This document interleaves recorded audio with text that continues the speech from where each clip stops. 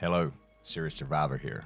Nuclear war could easily be one of the most devastating scenarios mankind could ever face. We have over 15,000 nuclear weapons in the world, with over half of those pointing directly at us. Some say we're closer to nuclear war than ever before, that the world we grew up in will not be the world that future generations live and inhabit. Our greatest weapon could very well plummet us into the dark ages with limited resources and dwindling supplies. Although this event would be devastating, there are assurances that there will be survivors. Some say only the strong survive. I say the prepared are the strong. Although we cannot prepare 100% for this scenario, we can prepare and ultimately give ourselves a better chance of survival, assuming of course we are not in the hypocenter of the blast or in extremely close proximity. Here we'll discuss several things we can do to prepare. These steps will give us the greatest chance for survival and the best possibility for a long-term recovery. Number 1.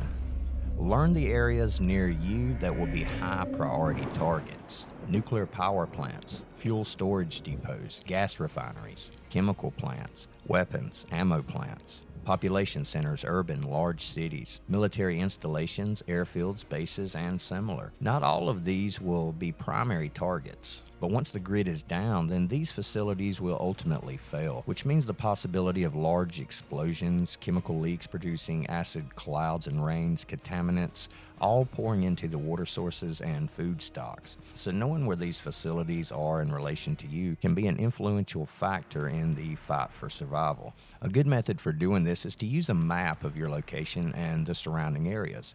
On the map, mark all of the structures or facilities that would be primary or secondary targets. I use red to mark the primary targets and blue to mark the secondary or tertiary targets. By doing this, I can easily see which areas would be areas that navigating through would be dangerous, if not deadly. Having a graphic aid such as this helps me to remember and visualize the entire situation. This at least gives us the general idea of what parts of our localized region we should plan our routes to avoid and what parts may be safer to travel or even hold up in. From my location map, we can see that the majority of the major targets are to the north, the east, and the south, which does allow this area towards the west here to make for a good evacuation route or bug out location. But there are more things that have to be factored in. Weather and wind patterns. Determine, using normal weather patterns, what areas are most likely to be contaminated with radioactive fallout. Determining weather patterns can be as easy as a Google search. Understanding the average weather patterns in our general vicinity can help us accurately predict in which direction the fallout will most likely precipitate towards. Although these patterns can change with time and could be disrupted during and because of a nuclear attack, at least having a strong baseline will enable us to plan ahead and formulate multiple escape routes to evacuate the area when needed, and which directions and what areas would most likely be unaffected by the fallout. For example, looking at my area, I know the average weather patterns and what normally to expect. These winds come from the southwest to the western side of my location. It generally crosses my location with winds heading east to northeast, as we can see here. With these types of wind patterns, the largest danger from fallout I would face would originate from Atlanta. It crosses directly over my area under normal conditions, but we do see that the other primary targets and the secondary ones are to the north and northeast of me. This would result in fallout from these facilities moving further eastward or maybe even northeast, which in turn would not impact me in my location. The best evacuation route for me would be in this direction, directly west, placing me in the mountain range on the west side of my county. Now, this gives me the ability of being able to plan at least a generalized area that I need to reach to find safety and shelter, because knowing this gives me a pretty good idea of which way the fallout will predominantly precipitate in. Be aware that areas with a lot of rain, or if rain is currently occurring, then this will shorten the distance in which the short-term fallout may spread and will increase its effect on those areas. Number 3, bug in or bug out. Decide if bugging in or bugging out is necessary. So based on the data from the map and the research of our particular area, we can determine if bugging out is an absolute or if bunkering in is a possibility. If you're within the suspected fallout zones or near to where you predict there will be targets, then bug out may be the best option. But if you live far enough away from these areas and fallout patterns under normal wind conditions would not precipitate in your location from the map that we made earlier, then bugging in may be a valid option. Number 4, preparing your home or your bug out location, or both. If bunkering down or bugging in, go ahead and gather the supplies to secure the home by sealing inlets and chimneys, windows, etc. And the same goes for bug out locations. Plastic with strong tape on the exterior and interior of all inlets, windows, and doors.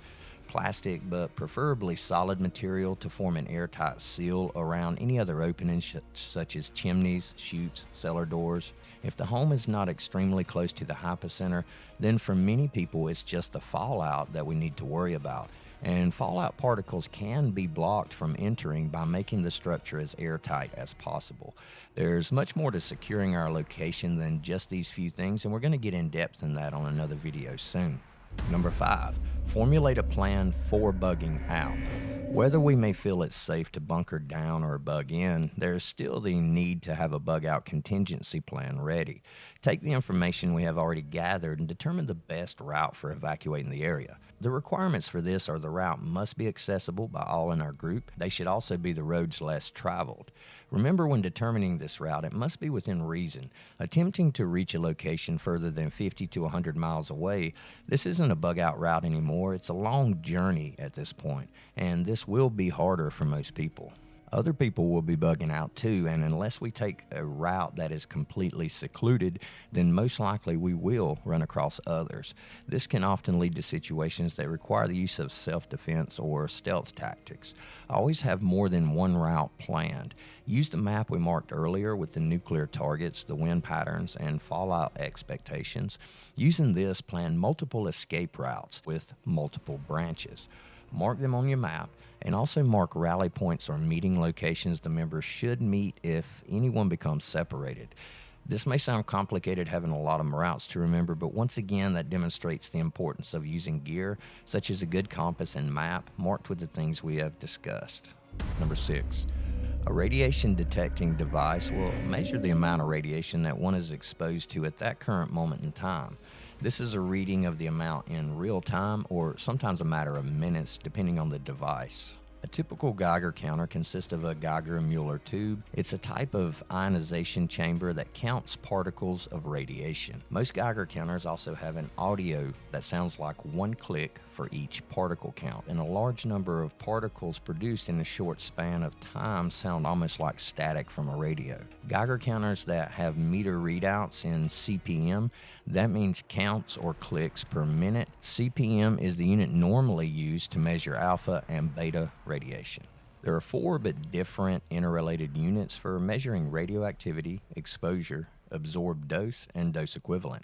These can be remembered easily by the acronym READ, R-E-A-D. R, radioactivity, refers to the amount of ionizing radiation released by a material. A quantity of radioactive material is expressed in terms of its radioactivity, or basically its activity.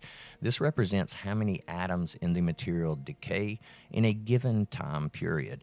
The units of measure for radioactivity are the Curie and the becquerel. E, exposure. Exposure describes the amount of radiation traveling through the air. Many radiation monitors measure exposure. The units for exposure are the Roentgen and the Coulomb per kilogram. A, absorbed dose, describes the amount of radiation absorbed by an object or a person. That is, the amount of energy that radioactive sources deposit in materials through which they pass. The units for absorbed dose are the radiation absorbed dose, RAD, and the gray, D, dose equivalent, or effective dose. This combines the amount of radiation absorbed and the medical effects of that type of radiation. For beta and gamma radiation, the dose equivalent is the same as the absorbed dose, and this is also known as the Q factor. The dose equivalent is larger than the absorbed dose for alpha and neutron radiation because these types of radiation are more damaging to human tissue. Units for dose equivalent are the Roentgen equivalent man, REM, and the Sievert. Biological dose equivalents are commonly measured in 1/1000th of a rem, known as the millirem.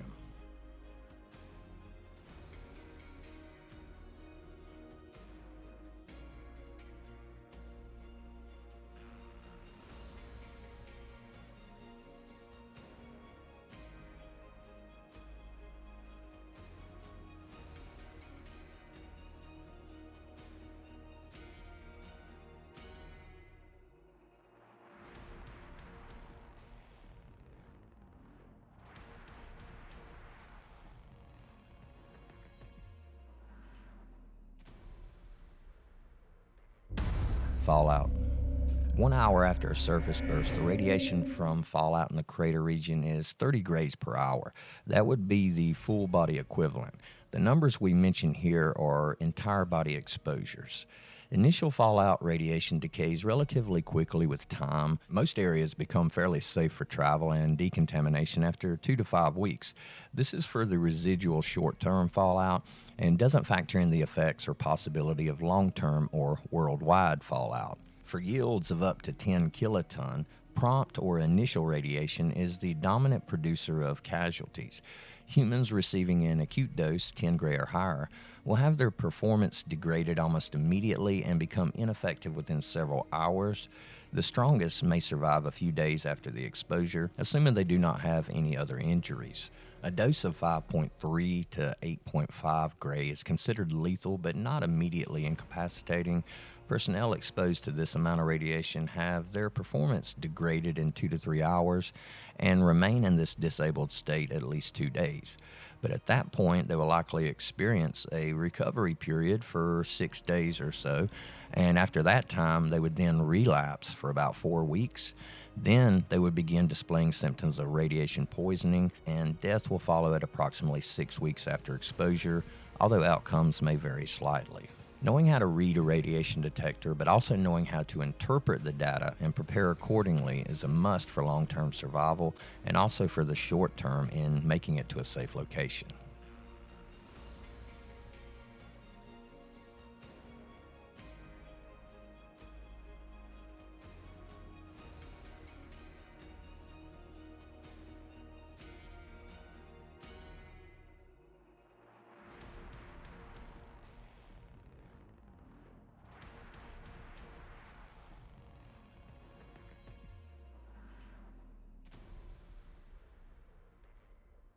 Gear. Normal survival and bug-out gear is assumed here, but the basic necessities should always be on hand: a knife, rope, pack, clothing, food, water purification, light, first aid supplies, basically the standard bug-out gear and items.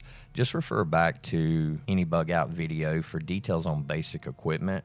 Right now we're looking at gear that isn't in everyone's bag, but would be of vital importance, and this is radiation gear. First is a dosimeter or a radiation detector. The difference in the two is a dosimeter is a cumulative measuring. So this device is going to record the amount of radiation you're exposed to over a period of time. Although radiation detectors, Geiger counters, do have dosimeters built in on some of the more advanced models, they're more for real-time reading of radiation levels. An NBC CBRN suit, a full-body suit, and not one of the cheap suits. You're going to need something thick here, something good like the examples we see. And this suit alone, though, is not enough. We also need NBC CBRN rated boots. And always remember to tuck your boots into your suit, and don't tuck your suit into your boots and try and tape your boots up around your suit. That's going to lead to a bad situation. A hood. If your suit is not equipped with a hood, then you're going to need a hood that's rated for NBC or CBRN. Gloves, the same here, NBC, CBRN gloves. Tape. Placing the gloves under the sleeves of your suit enables you to tape around the wrist area and get a good seal. So tape's an extremely important aspect to this. Without it, then your suit will not be airtight. A rated gas mask and filters. A radiation water filter, and some potassium iodine or other preventative medicine. In addition to all this gear, then this is the area that we also need to think more long-term in.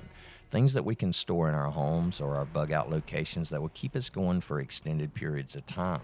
Also, the need to keep our vehicles in excellent running condition is a top priority. If our vehicles are barely running and a situation does occur, then we're not going to make it far from the area that we need to escape from. So keeping proper maintenance on your vehicles, checking your tire pressure, your oil, making sure they're tuned up, and just making sure that everything is working properly. The last thing we want is a vehicle that's running hot every 10 miles, got slick tires, or is out of oil. This is a very important part of the section to keep our vehicles running as well as we can. At the home or bug-out location, make sure that there are means to generate power and to properly store and prepare food and water. Generator power will suffice for a while, but generators wear out, parts break, and fuel sources run low. Solar or wind may be a better option, less moving parts, and due to the fact that they need no fuel source to operate, just wind or light to convert into usable energy. And speaking of fuel, there's another issue that we have to factor in. Storage of this can be difficult and dangerous, so alternative methods could be or may be necessary. Things such as gasifiers, which can turn carbon-based items into usable LP gas and even liquid combustible fuel. Weapons and ammo. These are a crucial part of our gear, not only for personal protection, but for another reason we'll talk about later. Survival skills and health. Survival skills and health will most likely be a very determining factor for a lot of different people. Those that have health conditions that they can really do nothing about, people who are chronically ill, people who have diseases that have to be treated on a regular basis, this is going to be an extremely difficult situation. But for those who can do something about their health, for those that need to drop a few pounds, for those that need to put down the cigarettes, or those that need to just get in better shape overall, then this is something we can do now. This is something we can prepare now. And this isn't just going to help us in a survival situation, but it's going to help us in everyday life. Just getting by will feel much better. But in a survival situation, your body will be able to endure much, much more, and you'll be able to handle the harsh conditions a lot easier. Survival skills are an absolute necessity if you're going to be bugging out. And these are the basic survival skills I'm talking about. Being able to make fire, to purify water, knowing several methods of purification, being able to locate and gain or acquire food, and being able to properly prepare that food. Also being able to build shelter for yourself, simple first aid things.